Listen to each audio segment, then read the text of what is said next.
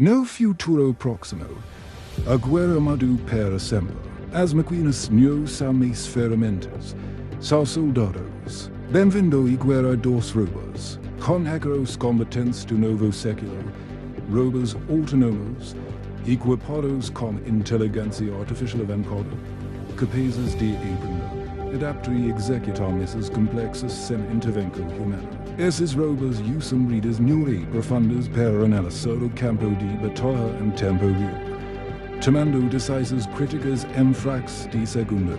Robô Alpha 3 está pronto para o avanço. Confirma padrões de ataque ao guardar comando. Comando rápido. Autonomia limitada e autorização total. No cala da batalha. A resposta rápida e essential.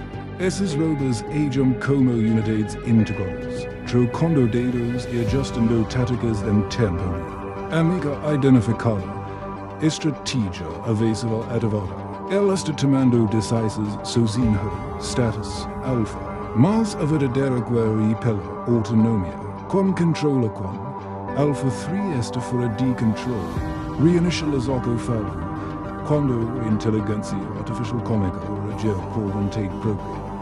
O que era controle humano rapidamente se torna incerteza total.